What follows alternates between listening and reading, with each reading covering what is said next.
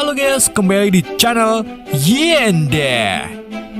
Di video kali ini admin akan merangkum lanjutan film kemarin yang berjudul Never Back Down, No Surrender yang dirilis pada tahun 2016. Buat kalian yang belum nonton alur cerita film 1 dan kedua, bisa nonton terlebih dahulu di playlist yang sudah saya buat. Jadi di film ketiganya ini menceritakan kisah Cass Welker yang kembali ke dunia MMA. Namun kali ini ia akan mengajari kawannya untuk menaklukkan kejuaraan dunia pertarungan. Bagaimana keseruan ceritanya? Mari kita simak alur ceritanya.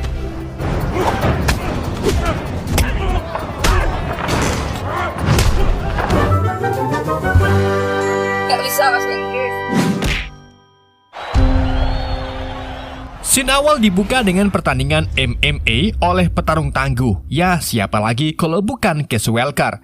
Seperti yang kita ketahui kalau di ending film Never Back Down, Cass ini ditawari untuk kembali bertarung ke MMA. Dan sekarang Cass akan mengobrak-ngabrik ring MMA untuk mengejar karirnya. Dengan segala kemampuannya, Cass berhasil mendominasi pertandingan dan unggul dari lawannya. Meskipun begitu, pelatihnya menyuruh Cass agar menunggu waktu yang tepat dan mengakhiri pertandingan dalam ronde kedua. Karena jika ia mengalahkan lawannya sekarang, maka tidak akan ada lagi yang mau melawan Cass. Tapi, karena Cass ingin cepat-cepat mengakhiri pertandingan, ia pun mengabaikan nasihat pelatihnya dan dengan cepat memenangkan pertandingan tersebut. Setelah pertandingan itu selesai, si pelatih lebih memilih mengundurkan diri karena kecewa ke Cass yang tak mau mengikuti nasihatnya. Saat Cass hendak masuk ke ruang ganti, ia papakan dengan teman lamanya yang juga merupakan seorang petarung bernama Brody James. Kedatangan Brody ke sini ternyata mengawal murid didiknya yang bertarung di ring. Karena waktu ngobrol mereka tak lama, Brody pun mengajak Cass ngopi di sebuah klub setelah pertandingan muridnya selesai.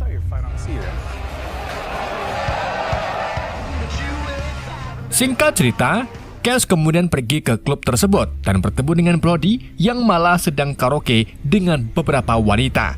Padahal Brody ini sudah menikah dan memiliki 2 orang anak. Brody lalu memberitahu Cass kalau ia sudah mendatangani kontrak dengan PFG Combat, yaitu sebuah acara pertandingan yang dijalankan oleh pria bernama Hugo Vega. Brody juga mengenalkan Cass dengan direktur pemasaran PFG Combat yang bernama Misa. Brody kemudian meminta Cass agar melatihnya karena ia akan bertanding di kejuaraan PFG di Bangkok melawan petarung hebat setinggi 7 kaki bernama Cesar Braga. Tentu saja Cass menolak dan menyarankan Brody supaya membatalkan pertarungan karena Braga merupakan lawan yang kuat serta susah. Namun Brody terus meyakinkan Cass dan mengingatkan Cass agar tetap melanjutkan karirnya dalam keterampilan bela dirinya. Setelah menawarkan Cass, Brody lalu pergi bersama seorang wanita yang menurut Cass sangat mencurigakan. Dan benar saja, saat Cass hendak pulang, ia melihat 2 orang pria membawa kamera berlari ke arah Brody dan mengatakan kalau wanita itu adalah istrinya. Menyadari ini jebakan untuk menghancurkan karir Brody, Cass pun langsung menghajar pria tersebut dan kemudian membawa pergi Brody dari tempat tersebut. Keesokan harinya, setelah bangun di apartemen Brody, Cass yang awalnya menolak tawaran Brody akhirnya menerima tawarannya tersebut untuk membantunya berlatih. Di hari itu juga, Brody maupun Cass berkemas-kemas, di mana Brody berpamitan dengan istri dan anak-anaknya sebelum terbang ke Thailand. One more. Singkat cerita, sesampainya di Thailand, Cass tiba di hotel bintang 0 yang disediakan oleh Brody. Sedangkan Brody dan Braga mengadakan konferensi pers untuk mempersiapkan pertandingan mereka. Dalam konferensi tersebut, salah satu reporter melayangkan pertanyaan ke Braga tentang dirinya yang dulu memukuli mantan istrinya. Pertanyaan itu pun membuat harga diri Braga terluka karena dipermalukan di depan umum. Alhasil ia pun marah besar dan tak mampu mengendalikan amarahnya sampai akhirnya ia melempar meja di depan para wartawan sehingga membuat semua orang ketakutan. Tak sampai di situ saja, Braga juga melampiaskan amarahnya di WC dengan memecahkan semua yang ada di depannya. Brody yang kebetulan melihat amukan itu pun langsung kena mental dan mulai berpikir sing orang gena.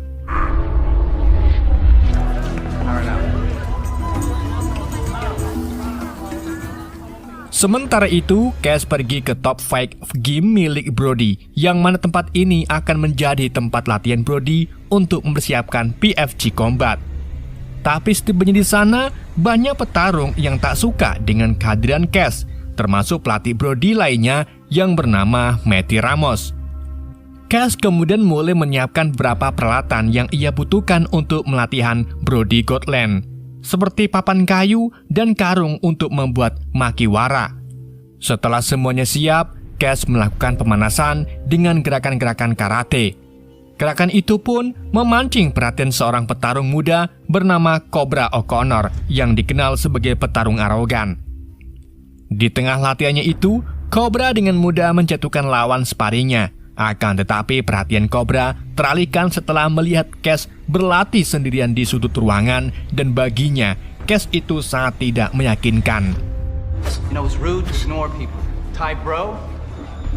Selang tak lama, Brody kemudian muncul di tempat gym dan memulai merancang strategi latihannya dengan Cass. Tapi tiba-tiba Cobra dengan songongnya meminta agar Cass bertanding melawannya terlebih dahulu. Meskipun awalnya Cass ragu untuk melawan Cobra, tapi akhirnya ia setuju untuk bertanding dengannya. It's okay. I'm gonna watch this right over here. Dalam sparring 100% itu, Cass dengan mudah menghalangi semua serangan dari Cobra. Dan setelah melihat kelemahan Cobra, Cass mulai menggunakan beberapa gerakan dasar yang ringan, di mana gerakan itu berhasil menjatuhkan Cobra.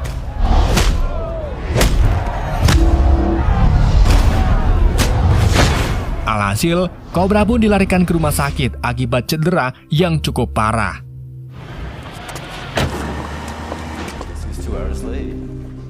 Di keesokan harinya, Presiden PFG Combat yaitu Hugo Vega datang ke tempat gym untuk menuntut tanggung jawab dari Cass yang sudah melukai salah satu petarung terbaiknya yaitu Cobra. Jadi Vega pun meminta Cass untuk menggantikan Cobra, tapi Cass langsung menolak tawaran itu karena ia tidak ingin bertarung lagi di bawah wewenang Vega. Sebab sebelumnya Cass dan Vega ini pernah punya permasalahan di masa lalu. Kemudian seorang member baru bernama Touch mulai mendekati Vega dan mohon agar menjadikannya pengganti Cobra. Cass juga mencoba membantu Touch agar diterima oleh Vega dengan mengajaknya sparring. Dengan begitu, Vega bisa melihat kemampuan Touch. Tapi saat Cass dan Touch mulai bertarung, Vega terlihat tidak tertarik dengan Touch dan pergi begitu saja. Setelah kejadian itu, Touch serta temannya yang bernama Crash mendekati Cass dan meminta supaya Cass mengajari mereka menjadi petarung yang handal. Alhasil, setiap Cass selesai latihan, ia selalu melatih kedua pemuda tersebut. Cass kemudian mengajari Touch dan Crash beberapa teknik dasar pukulan tanpa glove dan meminta mereka untuk memukul papan kayu. Latihan itu ternyata untuk memperkuat knuckle para petarung, sehingga saat mereka memukul lawan maka power yang dihasilkan bisa melebihi pedoyo. Go. Di keesokan harinya, para wartawan datang ke camp untuk mewawancari Brody tentang pertarungannya nanti. Dalam wawancara itu, para wartawan tertuju pada Cass yang sedang latihan pull up. Salah satu wartawan kemudian mengungkapkan kalau ia tahu tentang Cass, yang mana Cass ini pernah dipenjara gara-gara memukul polisi di film sebelumnya. Setelah acara tanya jawab selesai, Misa yang sepertinya ada perasaan ke Cass kemudian mencoba mendekati Cass dan ngode agar diajak ngedate.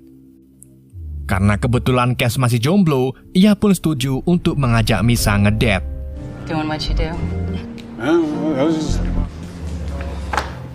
Cass lalu meminta bantuan Touch dan Grace untuk memilihkan baju yang cocok untuk dirinya. Setelah memakai pakaian yang cocok, Cass lalu pergi ke toko gorengan untuk membeli bunga.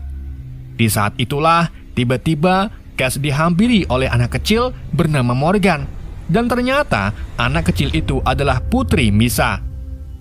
Sedang suami Misa sudah lama meninggal. Cass dan Misa lalu mulai mengobrol, tapi tanpa sadari mereka sedang diperhatikan oleh Matty yang kebetulan saat itu sedang meeting bersama Brody dan Vega. What gear you taking? I'm throwing some Anadrol? All right, I'm out of here. Setelah meeting selesai, Matty lalu memberitahu Brody tentang Cass yang ngedate dengan Misa. Kabar itu pun membuat Brody marah karena ternyata Brody ini juga suka dengan Misa. And her kid. Di hari berikutnya, Brody mengajak Cass untuk sparingan. Namun dalam sparing itu, Brody menyerang Cass dengan full power. Sehingga Cass pun terpaksa melawan Brody dengan sangat intens dan berhasil menjatuhkan Brody dengan cepat. Okay, that's enough! Go fuck yourself. Vega R yang mendengar perkelahian antara Brody dan Cass pun sewot karena Cass sudah melukai petarungnya untuk kedua kalinya. Jadi, Vega menyuruh anak buahnya untuk mencari tahu segala hal tentang Cass, mulai dari prestasi maupun catatan kriminalnya.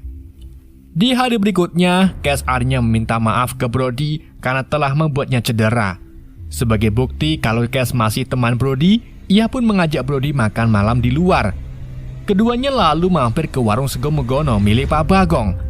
Di sana keduanya mulai mengobrol, di mana Brody sadar kalau dirinya yang ia lakukan kemarin adalah salah, dan kedepannya akan lebih fokus ke latihannya untuk mengalahkan Braga.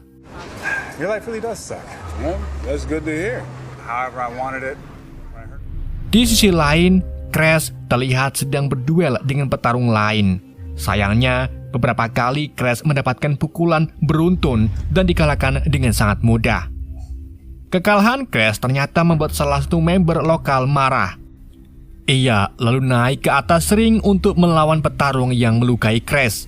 Dalam pertarungan itu, si member yang merupakan perempuan ternyata ahli bela diri Muay Thai Boran, dan dengan beberapa gerakan saja, ia berhasil mengalahkan petarung tersebut.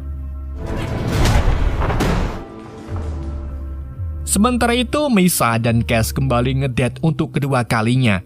Saat Cass mengantar Misa pulang, ia mendapati kalau Misa ternyata orang yang sibuk, sehingga putrinya yaitu Morgan jarang ketemu Misa dan hanya diurus oleh ART.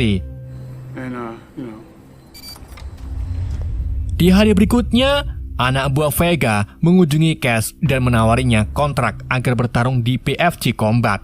Akan tetapi setelah dibaca syarat dan peraturannya, Cass langsung menolak tawaran tersebut.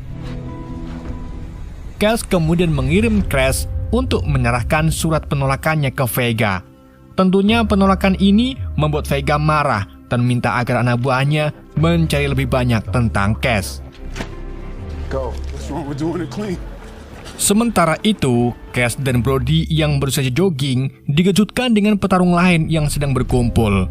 Dan saat dilihat, ternyata mereka sedang menonton rekaman video Cass yang mengalahkan polisi di film sebelumnya. Video itu pun dengan cepat viral di mana-mana dan membuat nama Cass terkenal melebihi Brody. Dari situlah Vega memiliki niatan untuk menggantikan Brody dengan Cass. He's done. Now, Case Walker? Viralnya Cass juga membuat banyak jurnalis berdatangan untuk mewawancari Cass. Untungnya di saat itu juga Misa datang dan membawa Cass pergi dari buruan jurnalis tersebut. Misa lalu membawa Cass ke salah satu apartemen Vega agar Cass ini bisa bersembunyi di sana, di mana tempat itu jauh dari para media. Misa juga menyarankan Cass agar ia menerima tawaran Vega untuk bertanding di PFC Combat. Namun tentu saja Cass tetap saja menolak. I'll go get my stuff. Keesokan harinya saat Cass sampai di tempat latihan, ia terkejut karena ternyata Vega mengirim pegulat sambo bernama Boris untuk melatih Brody. Tentunya hal ini membuat Matty dan Cass bingung karena bisa saja malah melukai Brody. Dan benar saja, tak lama kemudian Boris melukai dengkul Brody saat berlatih, yang mengharuskan Brody menjalani terapi selama berminggu-minggu. Padahal pertarungannya melawan Braga tinggal menghitung hari lagi. Yeah, he switched him out a long time ago. Just you. Thanks, man. Karena Brody terluka, Vega pun akhirnya menemui Cass dan menawarkan Cass $1 juta untuk menggantikan Brody melawan Braga. Karena tawarannya sangat menggiurkan, Cass pun akhirnya menerima tawaran tersebut dan berniat akan memberikan semua hadiahnya ke Brody jika ia menang.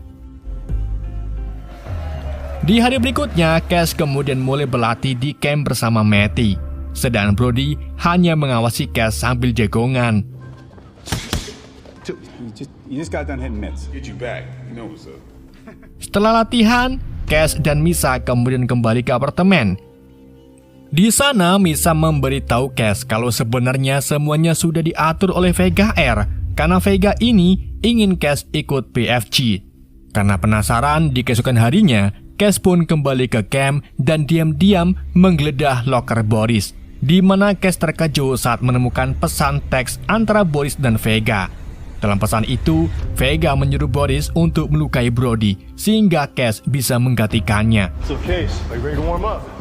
Cass pun segera menghampiri Boris dan menunjukkan ke semua member kalau Boris orang suruhan Vega. Melihat member di camp ini sangatlah banyak, Boris pun memilih untuk pergi. Cass lalu mengumpulkan Brody, Misa, dan yang lainnya untuk membahas masalah ini. Tapi karena Brody masih terluka, Cass pun terpaksa harus tetap ikut bertarung.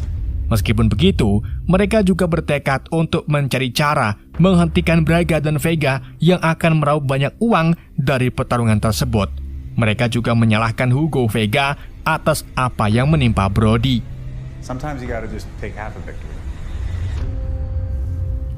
Cass kemudian mulai berlatih keras untuk mempersiapkan dirinya melawan Braga.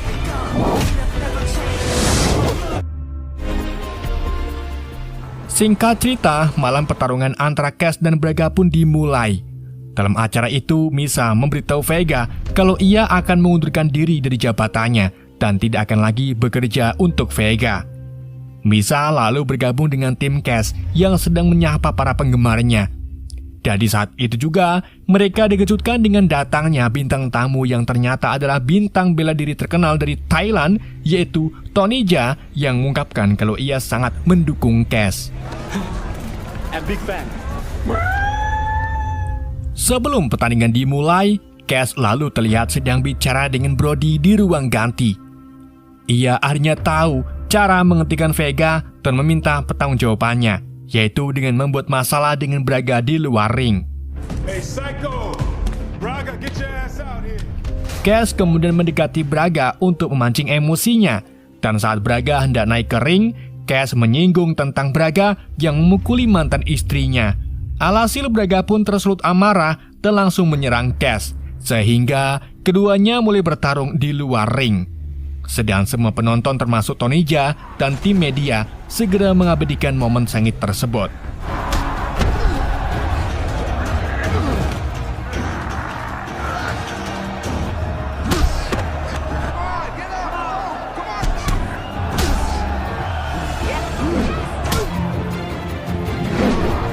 Dalam duel itu, Braga menjatuhkan dan memojokkan Cass berkali-kali dengan berbagai serangan serta mencoba untuk membunuhnya. Namun, Cass terus berjuang untuk bangkit dan menggunakan teknik karate klasiknya, yaitu Kyokushin, untuk menghancurkan tulang rusuk Braga. Tak berhenti di situ saja, Cass juga terus menggunakan teknik karate konvensionalnya terhadap Braga. Cass lalu lanjut memukul kepala Braga dengan kaitan Gary yang akhirnya membuat pria besar itu pingsan. Karena kejadian ini, Vega pun terpaksa menanggung kerugian finansial yang besar karena pertarungan PFC dibatalkan. Alhasil, para penonton dan sponsor Vega pun menuntut uang mereka kembali. Hal itu membuat Vega marah dan mengancam akan mengambil tindakan hukum terhadap Cass. Namun Cass memberitahu Vega kalau mereka punya bukti kuat tentang keterlibatannya dalam melukai Brody. Dengan bukti itulah, mereka mengancam akan melaporkan Vega yang akhirnya bisa membuat Vega kehilangan jutaan dolar. Dan sebagai gantinya, Vega harus membayar Brody dengan uang yang banyak. Iya benar. Everything. Film ini pun berakhir dengan Cash, Misa, Brody, dan teman-teman lainnya yang meninggalkan arena pertarungan karena tujuan mereka balas dendam ke Vega sudah tercapai. Film pun tamat. Oke guys, itulah alur cerita film Never Back Down, No Surrender. Semoga kalian terhibur dengan alur cerita yang saya bawakan. Mohon maaf jika ada kesalahan dalam penyampaiannya ataupun penyebutan nama. Pesan yang tidak bisa kita ambil dari film ini, orang kuat adalah orang yang sarapan jam 2 siang. Sekian dari Yende, sampai jumpa di video berikutnya.